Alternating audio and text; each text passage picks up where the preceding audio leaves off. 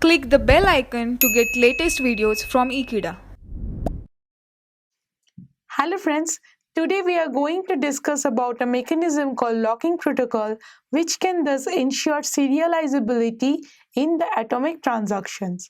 How to implement that protocol and what are the types of modes of locks that can be provided by that protocol.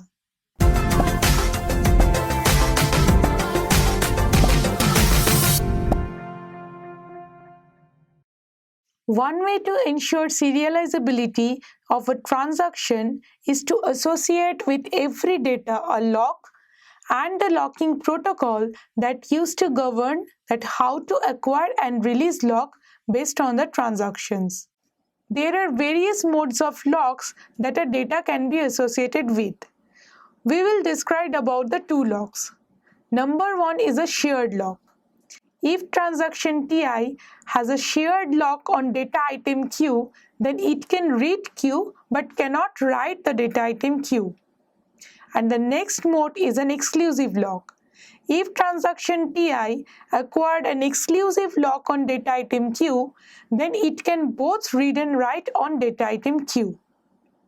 Now, depending on the mode of the lock that it has acquired, a transaction can operate on the data item and the transaction can be done atomically and uninterruptedly.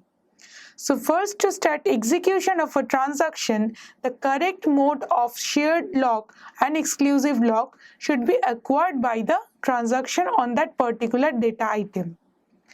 Now, if the data item is not locked, suppose Q is not locked, then the lock can be granted by the transaction Ti.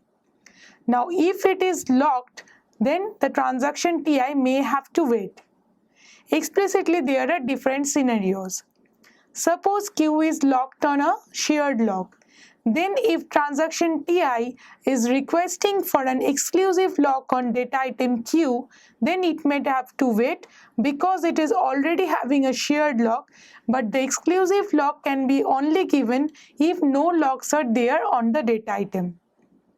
And suppose if there is an exclusive lock on data item Q, then no shared lock or exclusive lock can be granted on that data item until and unless the transaction Ti has been performing the write or read operation on that data item atomically.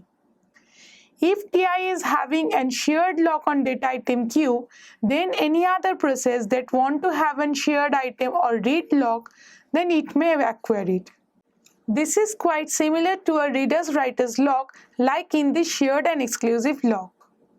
Now suppose that a transaction has acquired a lock on data item Q, it can release it later. Now if the item want to be accessed by the transaction, then the lock has to be acquired by the transaction till it need to access that data item. And it should not release the lock immediately after the last access on the data item to ensure the serializability. Now the locking protocol maintains two phases during this transaction to ensure the serializability. The two phases are growing phase and shrinking phase.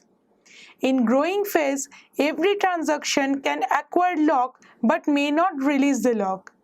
And in shrinking phase, the transaction can release the lock it has previously granted but may not issue any another more locks. So the transaction can acquire the locks that it has needed in the growing phase. Now it is moved to the shrinking phase, it will release the lock that it has previously granted.